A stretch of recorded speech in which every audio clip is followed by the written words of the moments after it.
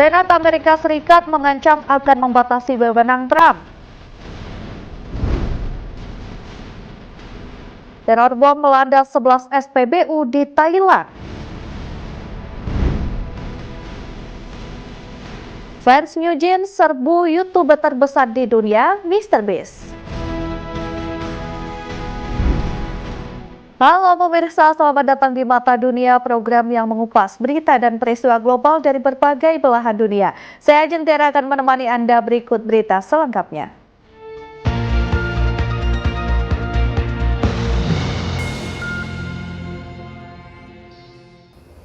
Kita awali dengan informasi yang pertama, pemirsa. Trump mengancam Kuba usai menyerang Venezuela. Ia akan mengganti Presiden Kuba dengan Menteri Luar Negeri Amerika Serikat, Marco Rubio. Di sisi lain, Senat Amerika Serikat akan membatasi wewenang Trump untuk intervensi di Venezuela.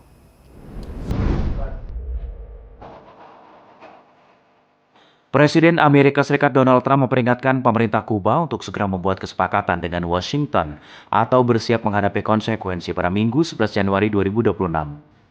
Trump tidak menjelaskan secara spesifik konsekuensi bila Kuba tidak mengikutinya.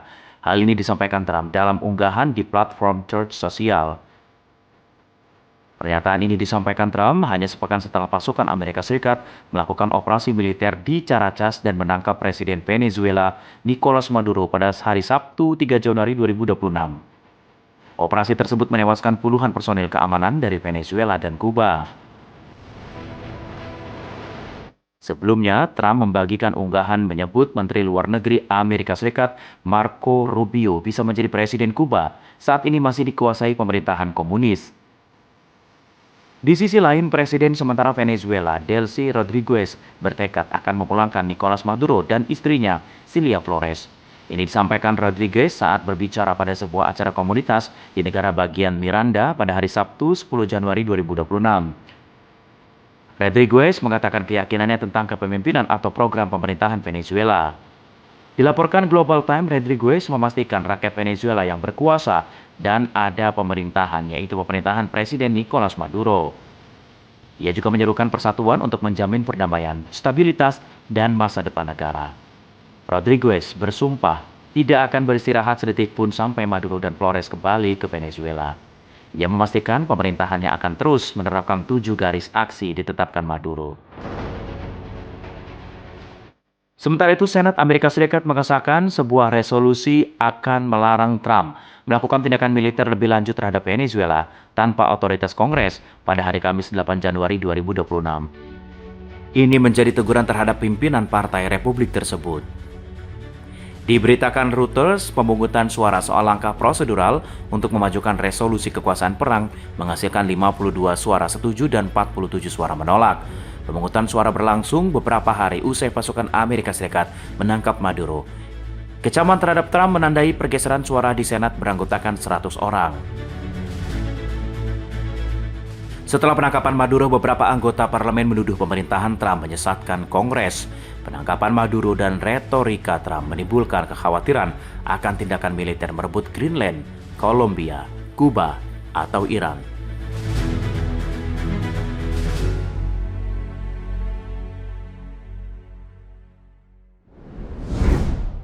Informasi selanjutnya, pemirsa, Iran beri peringatan keras bagi Amerika Serikat.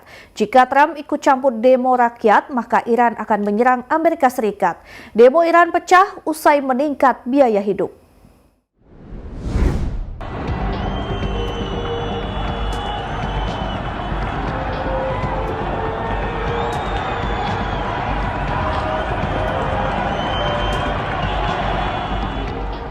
Setelah Amerika Serikat dan Iran makin memanas, Ketua Parlemen Iran Muhammad Bagher Ghalibaf memperingatkan Teheran akan menyerang target militer dan perkapalan milik Amerika Serikat jika Presiden Amerika Serikat Donald Trump kembali melancarkan serangan selama aksi demo sedang berlangsung di Iran, dikutip dari South China Morning Post. Hal ini disampaikan Ghalibaf dalam pidato di parlemen disiarkan televisi pemerintah pada Minggu 11 Januari 2026.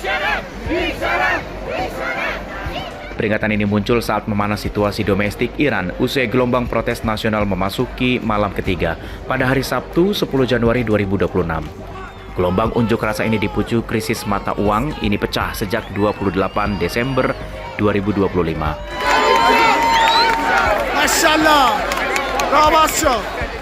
Kantor berita aktivis hak asasi manusia berlokasi di Amerika Serikat, AS, mencatat jumlah korban tewas dalam aksi unjuk rasa ini mencapai 116 orang.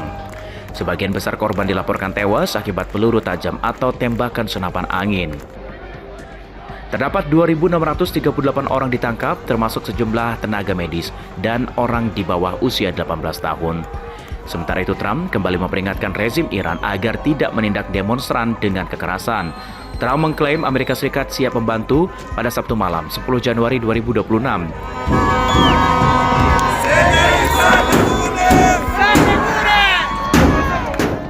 Menteri Luar Negeri Iran Abbas Araghchi menuding Washington dan Tel Aviv sebagai pihak memicu kerusuhan dan melayangkan peringatan keras. Reuters melaporkan Israel menggelar siaga tinggi terkait kemungkinan intervensi militer Amerika Serikat mendukung demo di Iran.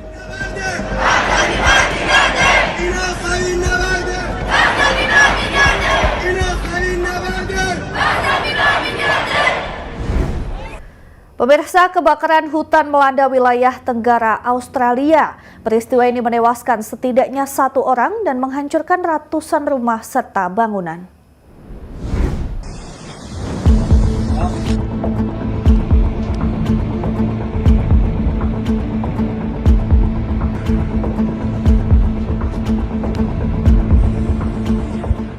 Kebakaran hutan melanda wilayah Tenggara Australia pada hari Sabtu 10 Januari 2026. Insiden ini menewaskan setidaknya 1 orang dan menghancurkan lebih dari 300 rumah dan bangunan. Hingga Minggu pagi waktu setempat sekitar 350.000 hektar lahan dilaporkan terbakar di Victoria. Api berkobar selama beberapa hari di puluhan lokasi, terutama di negara bagian Victoria dan sebagian New South Wales.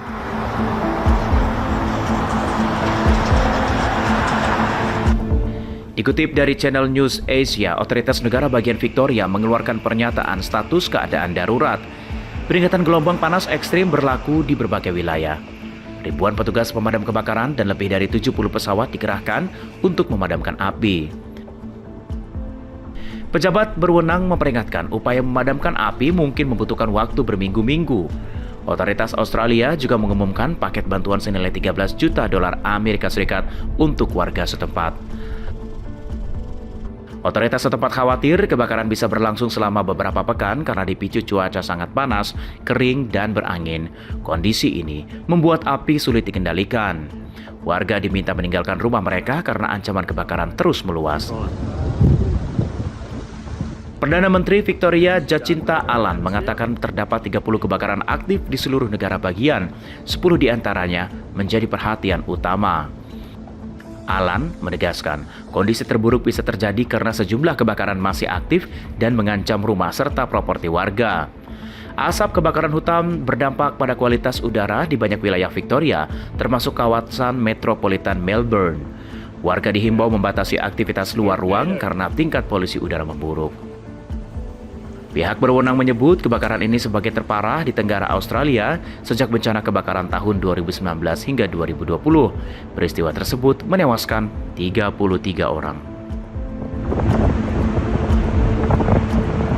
You feel it more.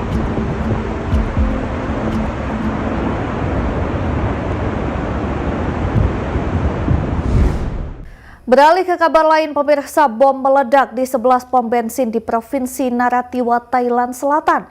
Imbasnya, bangunan hancur dan 4 orang terluka. Bom meledak nyaris bersamaan selama 40 menit.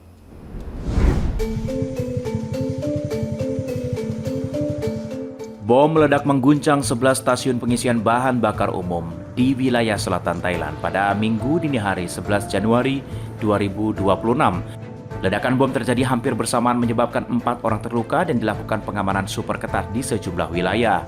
Militer Thailand menerangkan ledakan terjadi dalam kurun waktu 40 menit dan menargetkan 11 SPBU terbesar di 3 provinsi paling selatan Thailand, yakni Narathiwat, Pattani, dan Yala. Diberitakan AFP, Gubernur Narathiwat Bontchaw-Uyghom Yamnien menyatakan kejadian terjadi hampir bersamaan. Sekelompok pria, jumlahnya tidak diketahui, datang meledakkan bom dan merusak pom bensin. Ledakan membuat seorang polisi mengalami luka dalam insiden di Narathiwat. Pihak militer menyebutkan 3 korban lain terdiri dari seorang petugas pemadam kebakaran dan 2 karyawan SPBU terluka akibat ledakan di pantai. Keempat korban sudah dibawa ke rumah sakit dan dilaporkan dan tidak mengalami luka serius. Meski tidak semua ledakan menyebabkan kebakaran besar, pihak militer menyebut kerusakan ditimbulkan cukup signifikan di beberapa titik. Perdana Menteri Thailand Anutin Chanvirakul mengungkapkan serangan ini kemungkinan berkaitan dengan pemilihan pejabat lokal yang berlangsung pada hari yang sama, bukan ditujukan untuk pemberontakan. Komandan Militer Wilayah Selatan Naratip Ponyok memastikan bahwa aparat sudah meningkatkan pengamanan ke tingkat maksimum. Diketahui wilayah selatan Thailand berbatasan dengan Malaysia sejak lama dilanda konflik bersenjata. Wilayah ini memiliki latar budaya dan agama berbeda dari daerah-daerah Thailand lain yang menjadi basis sejumlah kelompok separatis.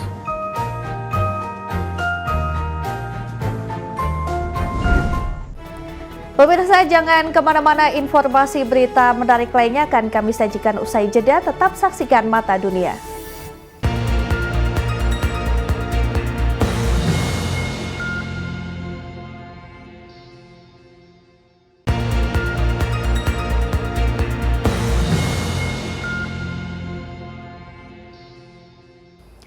Terima kasih Anda masih bersama kami, pemirsa. Aksi tak biasa dilakukan fans New Jeans dan menyita perhatian dunia maya. Ribuan komentar dari fans New Jeans membanjiri akun Instagram YouTuber terbesar di dunia, MrBeast, dengan pesan Save New Jeans hingga Please Buy Hybe. Fans New Jeans mencoba mencari jalan pintas dengan menggandeng figur global seperti MrBeast. Pendukung New Jeans mendadak berbelok arah ke kolom komentar Instagram MrBeast. Sepekan terakhir, awal Januari 2026, ribuan komentar setiap hari bermunculan dengan seruan Please Buy Hybe dengan Save New Jeans. Aksi ini viral di media sosial melalui tagar hashtag MrBeast Save New Jeans. Puluhan ribu fans K-pop kompak melakukan takeover komentar berharap MrBeast dengan pengaruh dan sumber dayanya bisa melakukan sesuatu yang nyata. Fenomena ini mencerminkan keputusan sekaligus kreativitas fandom modern ketika jalur formal terasa buntu, media sosial dijadikan alat tekanan. Di balik aksi ini, tak lepas dari konflik internal antara Adore dan Hybe, kini sudah masuk ke ranah hukum. Situasi ini memicu kekhawatiran besar akan masa depan New Jeans dan kebebasan mereka dalam berkarir. Dampaknya mulai terasa, sejumlah jadwal dan kerjasama dikabarkan tertahan, bahkan salah satu member, Danny Lee, resmi dikeluarkan dari grup di tengah situasi yang belum jelas. Hal ini membuat fans semakin resah. Menanggapi fenomena tersebut, MrBeast turut beraksi dan jawabannya jauh dari sensasional, justru terdengar sangat membumi. MrBeast menanggapi permintaan terus berulang masuk ke akun miliknya. Ia mengaku terus menerima pesan yang diminta dirinya membeli Hybe demi melindungi New Jeans. MrBeast menegaskan permintaan tersebut tidak realistis. Menurutnya, Hybe adalah korporasi bernilai miliaran dolar, perusahaan publik dengan struktur bisnis, pemegang saham, dan regulasi yang kompleks. Namun pernyataan MrBeast menegaskan batas. Popularitas dan uang tidak selalu sejalan dengan kuasa struktural. Ada sistem besar tidak bisa ditembus hanya dengan niat baik atau tekanan viral. Ya, selanjutnya ada informasi dari BTS yang akan merilis album baru berisi 14 lagu pada 20 Maret 2026. Album ini akan menjadi album pertama BTS dalam lebih dari 6 tahun setelah grup meluncurkan album ke-7 bertajuk Map of the Soul 7 pada Februari 2020. Boyband asal Korea Selatan, BTS akan merilis album baru berisi 14 lagu pada 20 Maret 2026. Hal tersebut diumumkan Big Hit Music, label rekaman, menaungi grup K-pop tersebut. Dikutip dari Daesompi, pada Senin 12 Januari 2026, album tersebut akan menjadi album pertama BTS dalam lebih dari 6 tahun, setelah grup meluncurkan album ke-7 bertajuk Map of the Soul pada Februari 2020. Big Hit Music menyampaikan selama paruh kedua tahun 2025, produksi album menjadi fokus utama grup. Setiap lagu dalam album baru BTS membawa emosi dan refleksi berasal dari perjalanan para anggota dan rasa terima kasih mereka kepada para penggemar yang disebut dengan ARMY. Selain menyiapkan album baru, BTS akan mengadakan tur dunia Ini sebagai sebagian dari promosi kembali BTS ke industri hiburan. Ini menandai akhir hiatus atau istirahat BTS selama 3 tahun lebih karena menjalani waktu panjang wajib militer. Pengumuman comeback ini juga menimbulkan reaksi emosional dari para ARMY di seluruh dunia, terutama saat BTS mengirimkan surat tulisan tangan dengan logo dan tanggal 2026-03-20 kepada fans global sebagai tanda awal era baru BTS. BTS berakhir mengadakan seri pertunjukan bertajuk Permission to Dance on Stage berakhir di Las Vegas, Amerika Serikat pada April 2022. Ya pemirsa, perkembangan teknologi ini semakin canggih. Robotika menemukan aplikasi luas dalam berbagai sektor termasuk pertanian. Robot pertanian kini bisa digunakan dalam berbagai tugas mulai dari penanaman, pemupukan, penyemprotan pestisida hingga panen. Robot ini bisa bekerja 7 hari selama 24 jam tanpa kena lelah. Perkembangan teknologi robotika semakin canggih. Robot pertanian kini bisa digunakan dalam berbagai tugas, mulai dari penanaman, pemupukan, penyemprotan, pestisida, hingga panen. Ini tidak hanya mempercepat proses pertanian dan bisa mengurangi ketergantungan pada pekerja manusia serta meminimalkan dampak lingkungan. Salah satu robot panen, robot ini bisa bekerja selama 24 jam atau 7 hari, tidak perlu istirahat, beroperasi non-stop di lahan pertanian. Robot panen memanfaatkan sensor kecerdasan buatan dan sistem otomatis untuk meningkatkan produktivitas pertanian. Dikutip dari Unilet.id pada Senin 12 Januari 2026, mesin ini dibuat agar bisa melakukan proses panen tanpa pengawasan manusia secara konsisten. Dengan kombinasi sensor dan algoritma AI, robot ini mampu mengenali matang buah dan menyesuaikan gerakan panen secara otomatis. Sistem tersebut juga memungkinkan operasi pada malam hari atau kondisi terbatas lainnya. Penerapan teknologi ini dapat mengurangi kebutuhan tenaga kerja manual, meminimalkan kerugian, dan hasil meningkatkan kecepatan panen. Akibatnya efisiensi produksi dan potensi pendapatan petani menjadi lebih baik. Bagi para ahli, inovasi ini bukan sekedar tren, melainkan solusi praktis menjamin ketersediaan pangan di masa depan. Dari sini, industri pertanian diharapkan berkembang menuju produksi yang lebih cerdas dan berkelanjutan.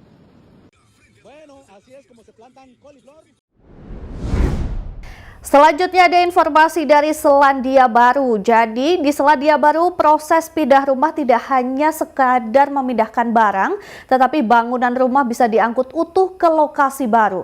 Kondisi ini dimungkinkan karena banyak rumah terbuat dari material kayu ringan.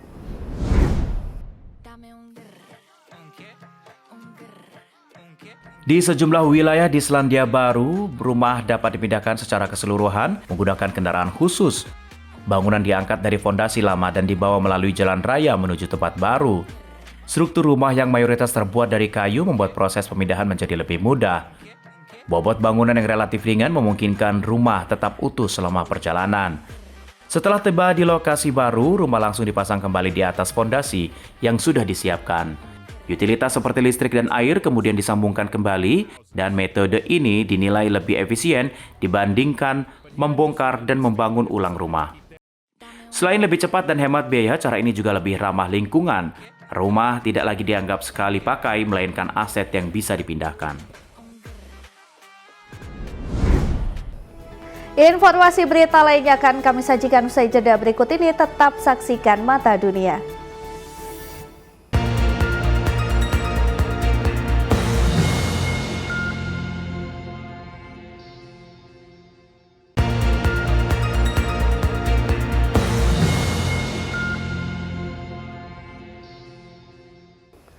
Terima kasih Anda masih bersama kami. Pemirsa, Nepal merupakan jantung Himalaya menyimpan sejuta pesona memikat dunia.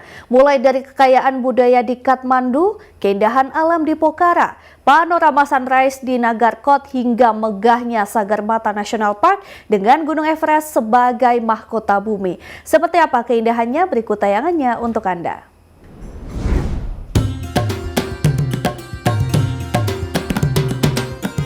Kathmandu, ibu kota Nepal, disebut sebagai pusat budaya dan spiritual Himalaya. Di sini berdiri kuil-kuil kuno, stupa megah, serta istana bersejarah diakui UNESCO. Setiap sudut kota menghadirkan kehidupan syarat dengan doa, tradisi, dan keramah tamahan masyarakat setempat.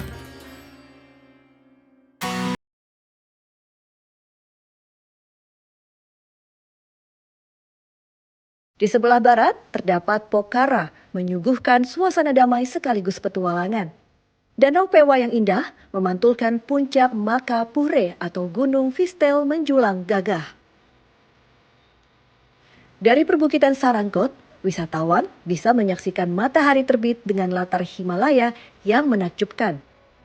Tak hanya itu, Pokhara kini resmi menjadi ibu kota pariwisata Nepal dengan beragam aktivitas mulai dari trekking hingga paragliding mendunia.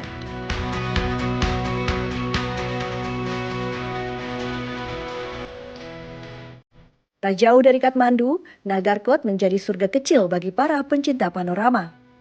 Desa di ketinggian ini menawarkan pemandangan matahari terbit dan terbenam yang spektakuler. Dari menara pandang, wisatawan bisa menyaksikan jajaran Himalaya, bahkan Gunung Everest dari kejauhan. Keindahan ini kian melengkapi suasana pedesaan yang tenang dan hangat.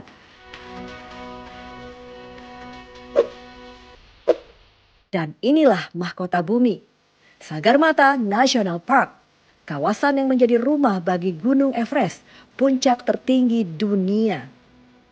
Selain pesona alam yang luar biasa, kawasan ini juga menyimpan kekayaan budaya masyarakat Sherpa hidup berdampingan dengan alam.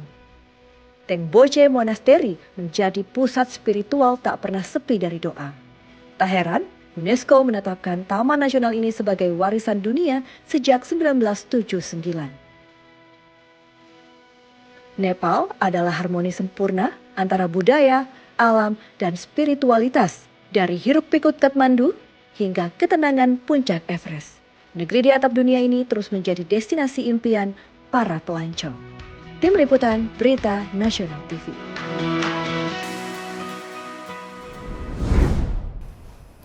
Ya pemirsa, berita seputar perang, politik hingga penyakit terbaru sering membuat orang stres.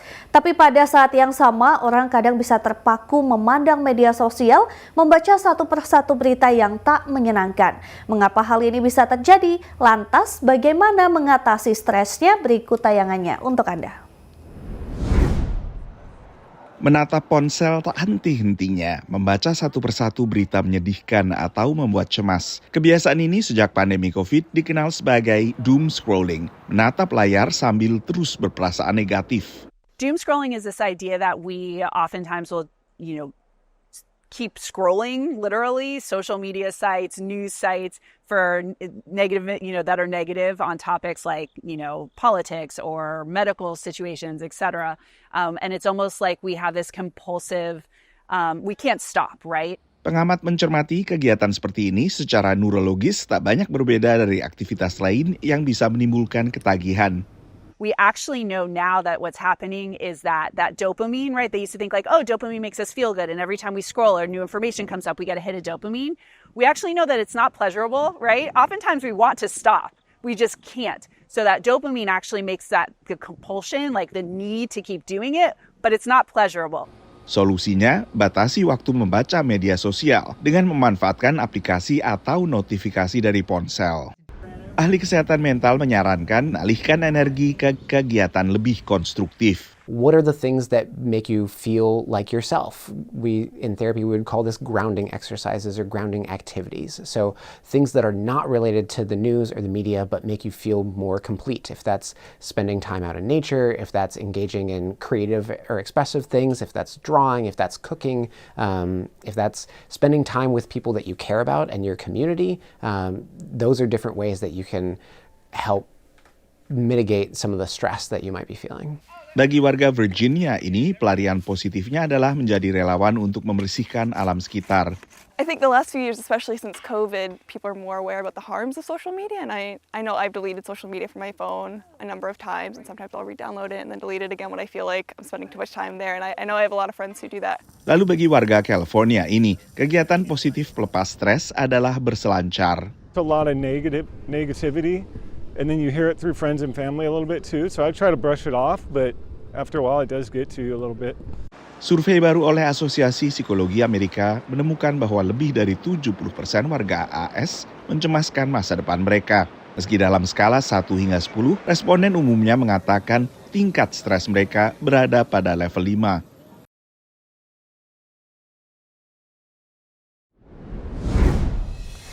Pemirsa, demikian Mata Dunia kali ini. Terus saksikan Berita Nasional TV. Saya Ajeng Tiara beserta kru yang bertugas pamit undur diri. Terima kasih dan sampai jumpa.